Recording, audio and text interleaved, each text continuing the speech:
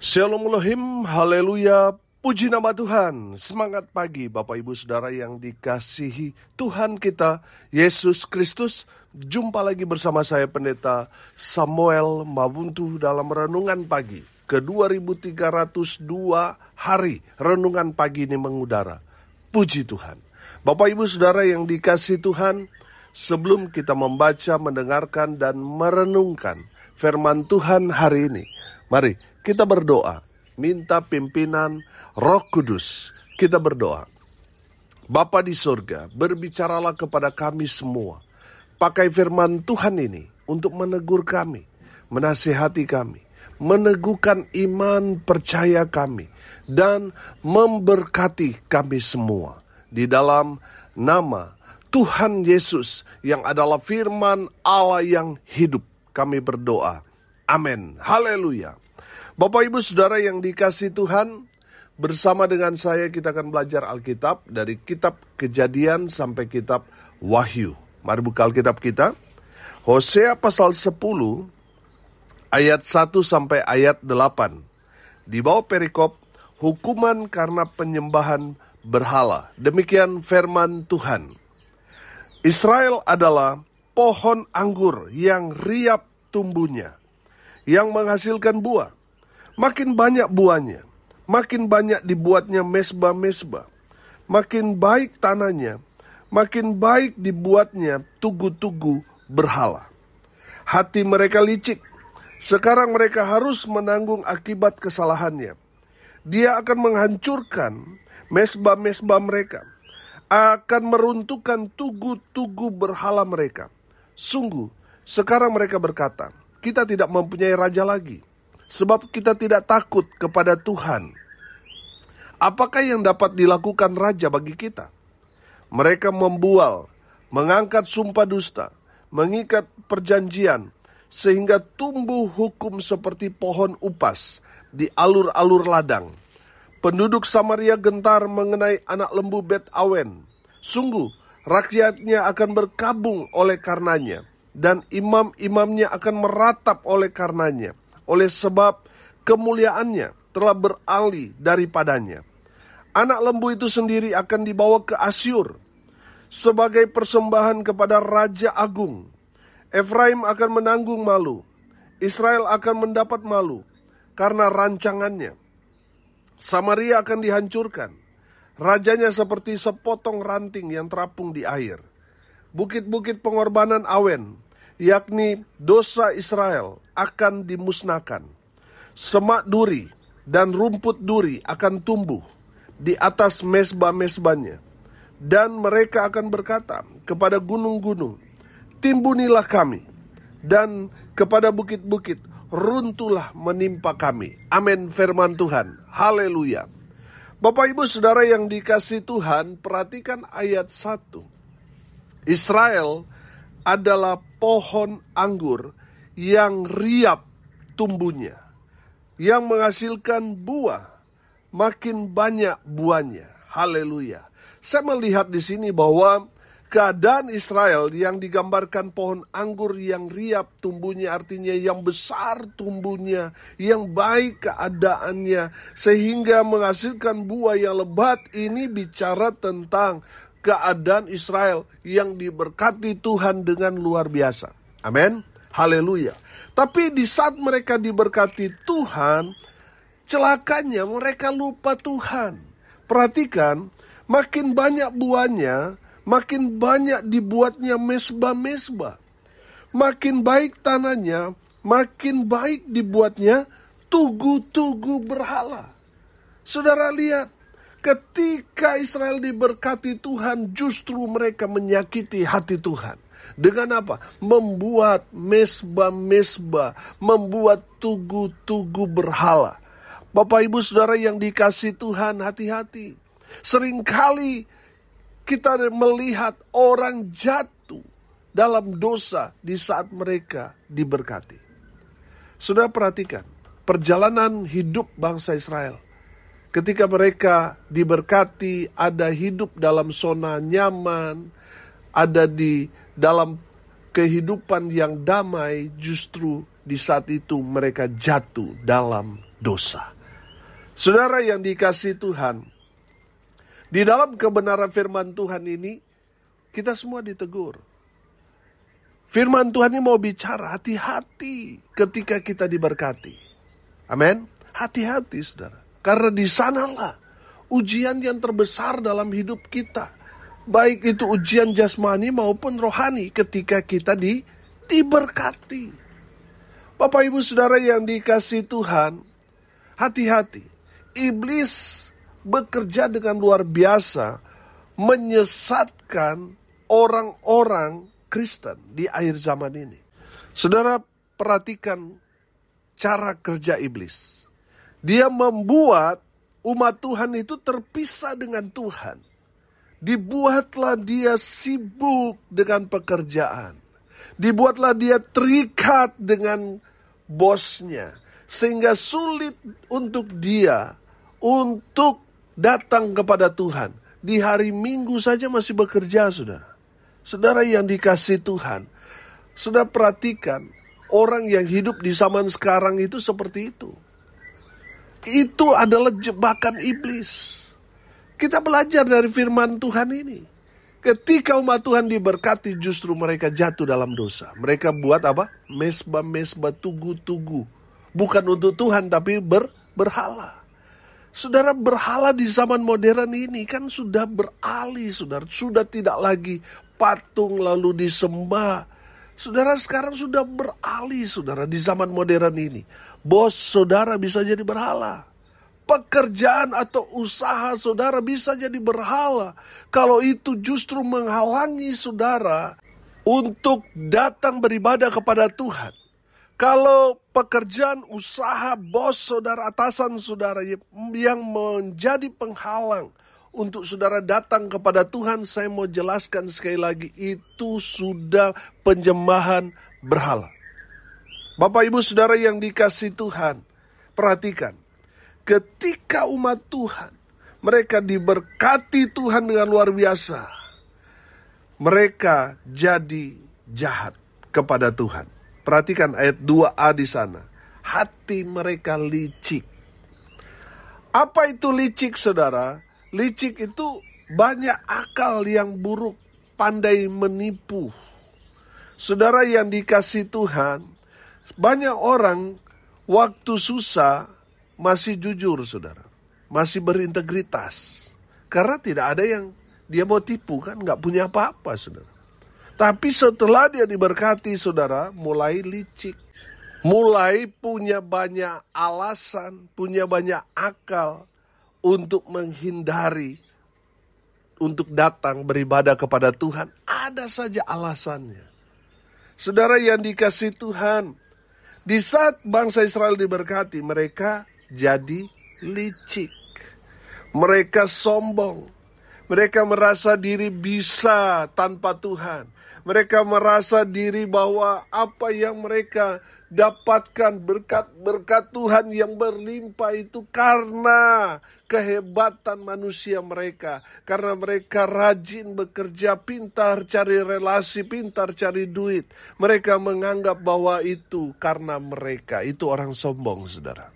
Selalu saya bilang, orang sombong itu bukan hanya memamerkan apa yang mereka punya, tapi orang sombong yang saya pelajari adalah mereka yang tidak pernah datang cari Tuhan, tidak mau beribadah kepada Tuhan, tidak mau ditegur, padahal firman Tuhan yang menegur mereka dengan keras, tapi mereka tidak bertobat, tidak mau datang ke gereja beribadah kepada Tuhan. Itu orang sombong. Saudara yang dikasihi Tuhan, di saat bangsa Israel diberkati, mereka jadi sombong. Mereka lupa Tuhan. Saudara, mereka tidak beribadah kepada Tuhan. Mereka lakukan hal yang menyakiti hati Tuhan. Kalau kita hanya baca sekilas, saudara, ketika mereka diberkati, mereka buat banyak mesbah. Sekilas kita, wah ini mesbah buat Tuhan. Tetapi di ayat 1 terakhir itu, makin baik dibuatnya tugu-tugu apa? Berhala. Mereka lupa sama Tuhan yang memberi berkat kepada mereka. Saya melihat ini durhaka sekali mereka ini. Saudara, mari lihat diri kita. Kita juga sering begitu. Sering durhaka sama Tuhan. Kita sudah diberkati tapi seringkali lupa sama si pemberi berkat itu. Kita seringkali lupa sama Tuhan. Kita banyak bohongnya, saudara. Lihat ayat 4 di sana. Mereka membual, mengangkat sumpah dusta, mengikat perjanjian, dan seterusnya. Saudara yang dikasihi Tuhan, karena dosa-dosa mereka itu yang licik, sombong, lupa Tuhan, membual, bohong, sumpah dusta, akhirnya apa, saudara? Akhirnya Israel atau umat Tuhan harus menanggung akibatnya. Akibatnya apa, saudara? Akibatnya, perhatikan ayat 2 di sana. Hati mereka licik, sekarang mereka harus menanggung akibat kesalahannya, akibat dosa-dosa mereka. Perhatikan, dia akan apa? Menghancurkan mesbah-mesbah mereka, akan meruntuhkan tugu-tugu berhala mereka. Haleluya. Bapak Ibu Saudara yang dikasihi Tuhan, akibat dari dosa umat Tuhan itu, mereka menanggung akibatnya dengan apa? Dengan kehancuran. Dengan apa? Keruntuhan. Bapak Ibu Saudara dengar ini baik-baik. Kalau saudara melakukan kesalahan yang menyakiti hati Tuhan, dengan berbuat dosa jalan terus, saudara tidak beribadah kepada Tuhan, saudara yang dikasihi Tuhan, saudara akan membayar dengan sangat mahal. Apa yang saudara dapatkan sekarang ini, itu akan habis, ludes, runtuh, hancur, berkeping-keping. Kalau saudara melakukan kesalahan yang sama yang dilakukan umat Tuhan, yang menjadi apa? Menjadi sombong, yang lupa sama Tuhan, tidak mau beribadah kepada Tuhan, akan hancur. Bapak Ibu Saudara yang dikasihi Tuhan, kalau saudara mendengar firman Tuhan ini, saudara ditegur, saudara bertobatlah. Selama saudara masih menghirup udara segar, masih bernapas, itu berarti masih ada kesempatan yang Tuhan berikan buat saudara untuk apa? Untuk bertobat. Amin.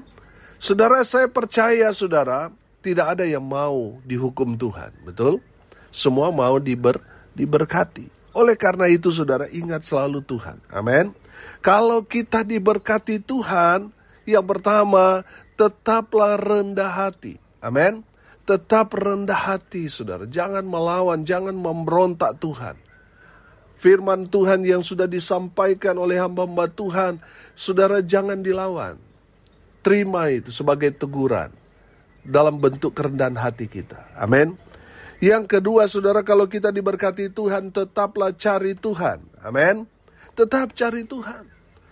Sebagaimana kita waktu susah, rajin, aktif dalam pelayanan, terlibat dalam pekerjaan Tuhan, tetaplah cari Tuhan. Amin. Jangan sampai saudara sudah diberkati, sudah mulai lebih mengutamakan cari cuan daripada cari Tuhan. Ini yang dilakukan banyak orang. Mengejar cuan, lupa sama Tuhan. Saudara yang dikasihi Tuhan, dengar ini baik-baik. Kalau saudara diberkati Tuhan, tetaplah cari Tuhan. Amin. Yang ketiga saudara, kalau kita diberkati Tuhan, tetaplah andalkan Tuhan. Haleluya. Orang yang mengandalkan Tuhan dalam hidupnya, dia mengawalinya bersama Tuhan dan dia mengakhirinya bersama Tuhan. Dia pergi berangkat kerja, di tempat usahanya yang dia lakukan adalah berdoa terlebih dahulu. Itu orang yang mengandalkan Tuhan. Memulai usahanya, dia memulai dengan berdoa. Amin. Kalau saudara tidak memulai dengan berdoa, itu berarti saudara berdosa saudara. Bapak Ibu Saudara yang dikasihi Tuhan, orang yang mengandalkan Tuhan, orang yang selalu hadirkan Tuhan dalam kehidupannya, di dalam pelayanannya, di dalam usahanya, di dalam pekerjaannya, dia selalu mengundang Tuhan, dia selalu berdoa. Itu orang yang mengandalkan Tuhan. Walaupun dia bisa mengerjakan karena sudah terbiasa setiap hari itu, tetapi dia selalu cari Tuhan. Amin. Kalau orang yang merasa bisa tanpa Tuhan, dia sudah mulai tidak berdoa. Itu celaka saudara. Itu orang berdosa. Andalkan Tuhan selalu. Amin. Yang keempat saudara, Kalau kita diberkati Tuhan, tetaplah beribadah. Amin. Tetap datang ke gereja. Hari Minggu, datang cari Tuhan. Amin. Saudara yang dikasihi Tuhan, ada banyak statement-statement sesat yang dianut oleh orang-orang Eropa, saudara. Akhirnya apa, saudara? Jadi hancur, gereja jadi kosong. Karena mereka berprinsip, nggak apa-apa, nggak ke gereja kok. Yang penting kita punya hubungan dengan Tuhan. Itu kan statement konyol, saudara. Statement orang sesat. Kalau itu yang digaungkan, yang disampaikan, dikatakan, saudara, lama-lama gereja kosong, saudara. Karena penyesatan pikiran saudara. Kita ini kan domba-domba, ya harus berkumpul, berkoloni, saudara, dalam komunitas. Kalau kita berjalan sendiri tidak beribadah, kita ada dalam bahaya. Makanya kalau kita diberkati Tuhan, tetap pelihara hubunganmu dengan Tuhan. Tetap beribadah. Amin. Yang terakhir, kalau kita diberkati Tuhan, tetaplah setia. Amin. Tetap setia ikut Tuhan. Tetap setia melayani Tuhan. Jangan sampai saudara, ini yang sering kali saya dengar. Setelah diberkati, sudah mulai sibuk dengan pekerjaan, akhirnya sudah berubah setia. Tadinya setia melayani, sekarang sudah mengundurkan diri. Tidak lagi mau melayani. Saudara yang dikasihi Tuhan, dengar ini baik-baik. Kalau kita diberkati itu karena kita melayani Raja di atas segala raja. Upahnya saudara sudah rasakan, sudah saudara terima. Jangan berhenti. Layani Tuhan dengan setia. Amin. Saudara yang dikasihi Tuhan, kalau kita yang tadinya setia, lalu kita mulai tidak setia, Tuhan akan menuntut apa yang kita lakukan waktu pertama kali kita jatuh cinta kepada Tuhan. Apakah masih sama atau tidak? Dulu kita setia, sekarang sudah berubah setia. Tuhan akan tolak. Tuhan akan tolak, saudara. Tuhan melihat dan menjadi ukuran Tuhan waktu pertama kali kita jatuh cinta kepada Tuhan. Di mana kita setia ikut Tuhan, setia melayani. Tapi sekarang kalau kita sudah mulai berubah setia, sangat disayangkan, saudara. Sangat disayangkan. Saudara akan ditolak oleh Tuhan. Karena Tuhan melihat pertama kali jatuh cinta saudara kepada Tuhan. Itu yang Tuhan lihat. Tuhan bandingkan dengan sekarang. Bapak, Ibu, Saudara, tetaplah setia. Banyak orang setelah diberkati berubah setia. Tapi kita yang dengar firman Tuhan ini tetaplah setia. Sampai Tuhan Yesus datang kali kedua. Dia mendapati saudara dan saya tetap setia mengerjakan pekerjaan Tuhan ini. Haleluya, haleluya. Bapak, Ibu, Saudara yang dikasihi Tuhan, kalau saudara diberkati Tuhan, jangan sama seperti bangsa Israel. Yang licik, sombong, lupa Tuhan, banyak bohongnya. Tapi biarlah kita tetap rendah hati, tetap cari Tuhan, tetap andalkan Tuhan, tetap beribadah kepada Tuhan, tetap setia. Amin. Mari kita berdoa. Terima kasih Bapa di surga sudah berbicara kepada kami semua. Berkati semua pendengar dimanapun mereka berada. Tuhan memberkati hidup mereka, rumah tangga mereka diberkati. Usaha, pekerjaan, pelayanan mereka dibuat beruntung, berhasil dalam segala hal. Mereka yang sakit Tuhan sembuhkan, mereka yang lemah Tuhan kuatkan. Tuhan hibur mereka yang saat ini sedang berduka cita. Dan hamba berdoa biarlah berkat Tuhan turun memenuhi semua pendengar. Bapak, Ibu, Saudara yang dikasihi Tuhan, arahkanlah hatimu kepada Tuhan dan terimalah berkat dari Tuhan Yesus. Tuhan memberkati engkau dan melindungi engkau. Tuhan menyinari engkau dengan wajah-Nya dan memberi engkau kasih karunia. Tuhan menghadapkan wajah-Nya kepadamu dan memberi engkau damai sejahtera. Di dalam nama Tuhan Yesus yang adalah sumber segala berkat. Bapak, Ibu, Saudara yang percaya diberkati Tuhan, katakan amin. Puji Tuhan.